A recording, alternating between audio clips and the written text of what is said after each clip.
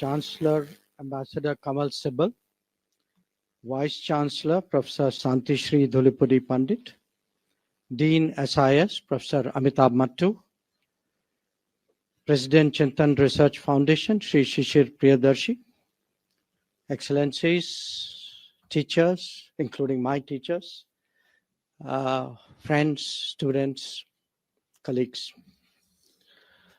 It's a great pleasure for me to join you all as we celebrate the School of International Studies turning 70 and holding the first Aravalli Summit.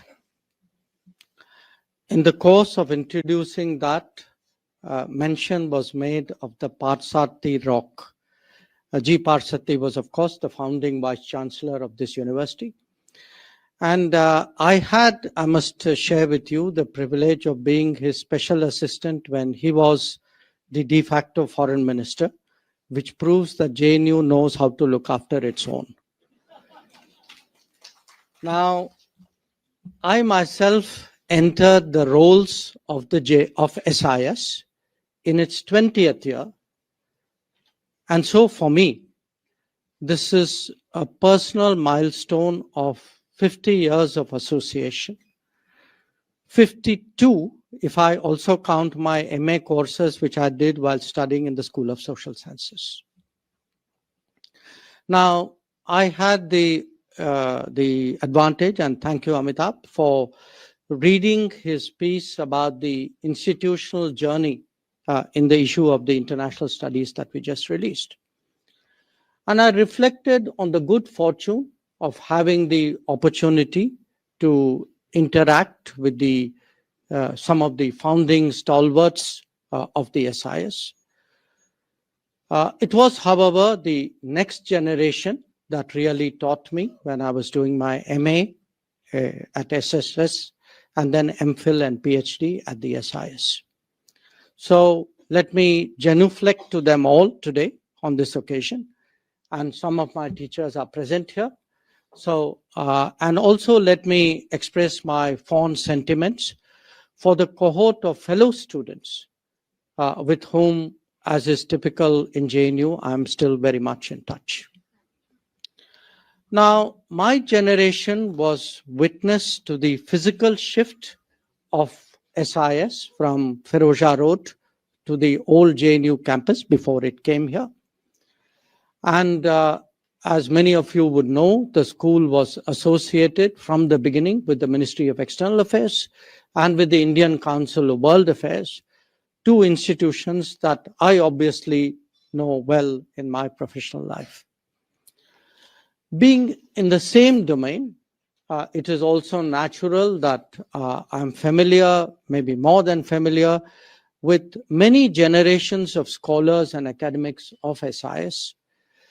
In ministry and embassies abroad, we would renew our acquaintance regularly and exchange notes and views.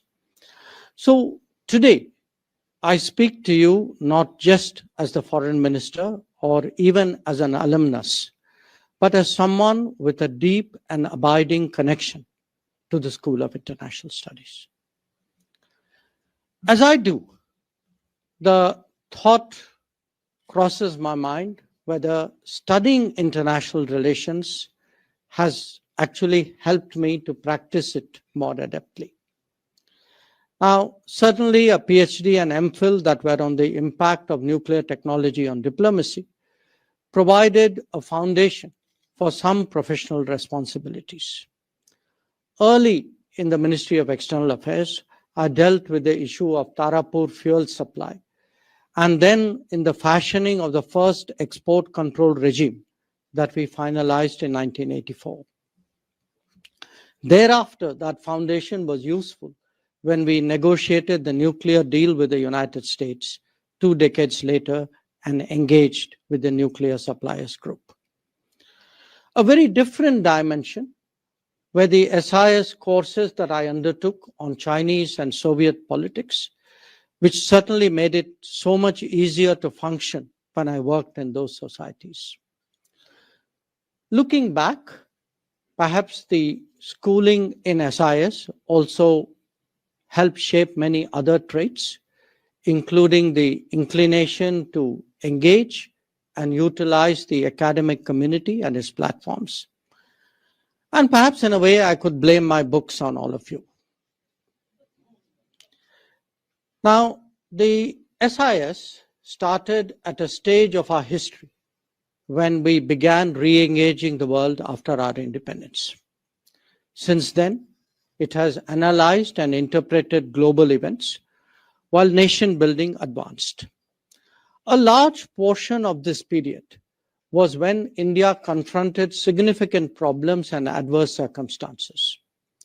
Today, SIS must consider shifting gears and undertaking the task of addressing the agenda of Viksit Bharat.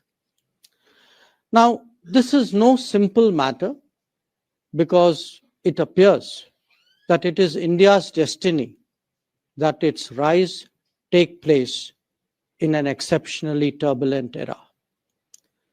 When I look back at my research on the evolution of a global order in the aftermath of a world war, it seems almost glacial in comparison to the mega changes that we are witnessing today. Consider the global landscape now and let us reflect on the intensity of the transformation and its implications. A third of global manufacturing has moved to a single geography with attendant consequences for supply chains. There is rising anti-globalization sentiment in many societies. Trade calculations are being overturned by tariff volatility. The global energy scenario has changed profoundly, with the US becoming a major fossil fuel exporter and China a key renewable one. There are competing models on the harnessing of data and the evolution of artificial intelligence, which jostle with each other. Big tech has become a significant player in itself. New routes of connectivity are emerging, some of them with a strategic purpose. The mobility debate seeks to reconcile skills, demand, and social reactions to them. The application of sanctions, the seizure of assets, the advent of crypto, they have all today changed the face of global finance. Competition for rare earths and critical minerals has become visceral, even as technology controls have further tightened. The quality of weaponry and the nature of war itself has been transformed, making it more standoff, more impactful, and definitely more risk-prone. Now, the strategic consequences of such deep change across a broad swath of human activity occurring in such a short time frame is surely very profound. We see an erosion in sovereignty facilitated by tech penetration and manipulation. Global rules and regimes are being revisited and at times even discarded. Cost is no longer the defining criteria for economic transactions. Ownership and security are equally so. End-to-end risks are rising, beginning with the concentration of production, moving through limited supply chains, and then to the dependence on key markets. Alliances and understandings are being reviewed and renegotiated. A belief in balance of power is being replaced with actions based on margins of power. Cumulatively,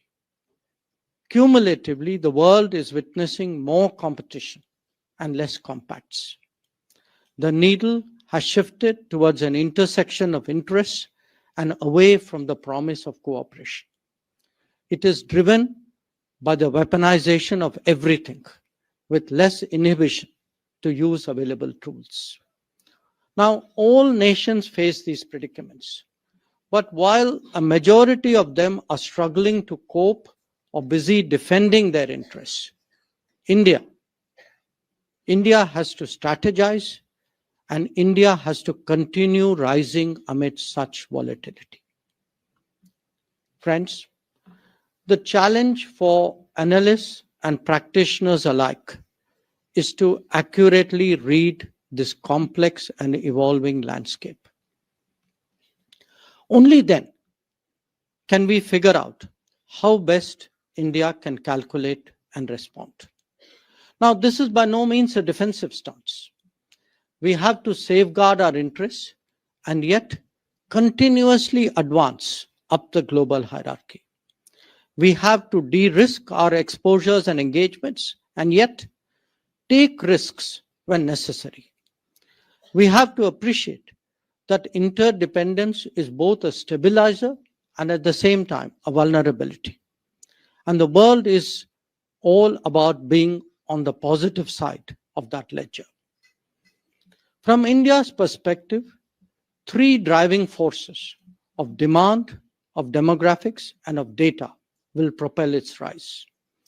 While this is naturally a domestic agenda, the foreign policy implications are to weigh the pros and cons of our choices.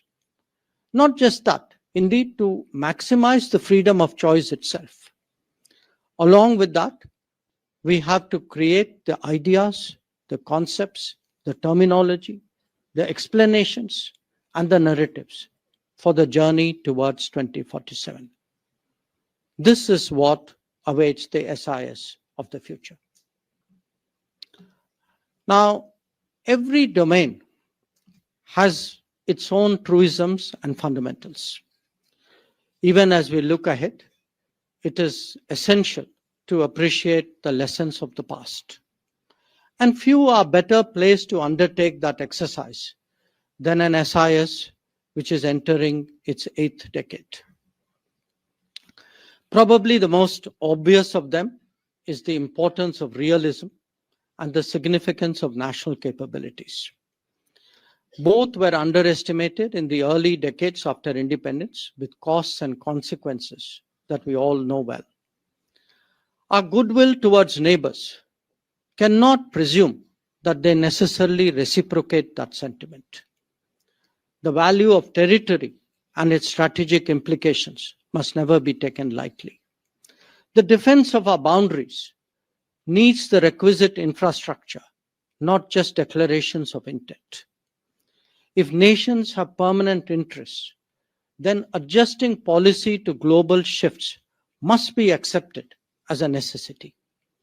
These learnings have been taken into account by policy formulation in the last decade. Now, allow me, in addition, to highlight 10 particular dimensions of change that we have also seen in the same period. 1, relationships need to be continuously tended, not episodically addressed. That is why we see a more intense diplomacy and a more high-profile one within the subcontinent itself and with the Gulf, ASEAN, Central Asia, and major powers. Some bilateral visits have actually taken place after decades, after a gap of decades. 2, in our own region, we have to ourselves underwrite the infrastructure for cooperation if it is to be proofed against political volatility. This is the essence of neighborhood first policy. India has to be the go-to option in any crisis for the entire subcontinent. 3, the maritime aspects of our interests and concerns must not be underestimated. It is not just past history. It continued till the first decade of this century. That is why we now have the Sagar and the Mahasagar outlook. 4, the strategic diminishing of India as a result of the partition has to be overcome, and it has to be done by reaching out to the extended neighborhoods. This explains the Act East, the Link West, the C5+1, and the Focus Africa initiatives. 5, even as we optimize our positioning among major powers, the constituency of the developing world should be continuously cultivated. Therefore, India proposed the Voice of the Global South summits and undertook the Vaccine Maitri initiative. 6. As our economy grows, so too do our responsibilities and, in fact, the world's expectations of India. That is why we have emerged as a regular first responder and a reliable development partner with projects today in 78 nations across various continents. 7.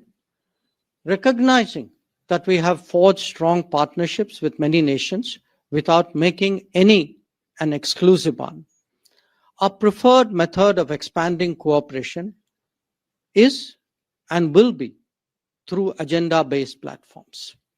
Therefore, the membership of the Quad, of the BRICS, of the SCO, of the I2U2, amongst others. 8. Re-engineering connectivity is today vital. Increasing our options through engagement in multiple directions is in progress.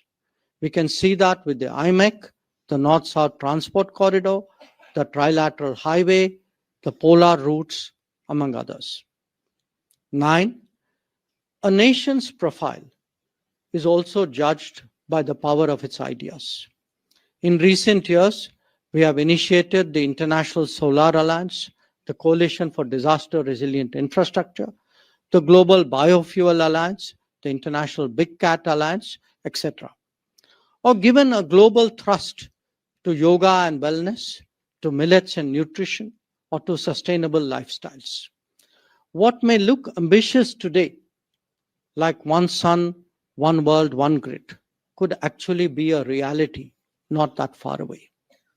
And 10, overall, India must operate in a multipolar environment while itself preparing to emerge as a pole. That is why multi-alignment serves it well right now, and the goal of becoming a leading power is a natural one for the future. And preparations must commence now to create a global footprint, a task that probably will take 2 generations. No region is too far away anymore. No region is too far away anymore to engage for Indian diplomacy. And you can see that whether it is the Nordics or the FIPIC involving Pacific Islands, West Africa, CARICOM, or CELAC. Friends, there is a strong and direct connection between the internal dynamics of any nation and its external manifestations. The concept of comprehensive national power has not only gained greater acceptance, but also serves as a key national security objective.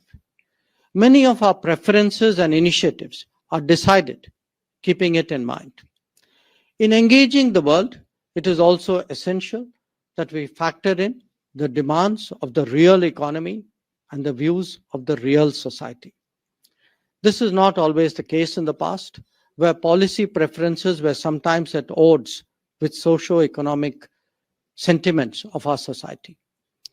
Especially in this day and age, we cannot be impervious to public opinion. Developing and projecting our national personality on the world stage is also critical, as we occupy a more prominent place. After all, we are a civilizational state, and the quest for modernity and progress must be harmonized with our traditions and culture. So let me say this. The SIS has been in the forefront of developing India's diplomatic capabilities for 7 decades now. This has been both an intellectual endeavor as well as being a training ground. It has served as an inspiration for the proliferation of international relations studies in the rest of the country. Today, it must help shoulder the responsibility of preparing India to enter a higher orbit and emerging as a leading power.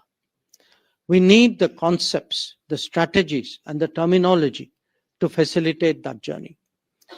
Auditing our performance and illustrating it with case studies is enormously helpful. How to debate within and how to disseminate beyond is a task that SIS must pursue vigorously. As India globalizes, public interest about the world will also grow commensurately. The power of analysis and of articulation must address that societal need as well.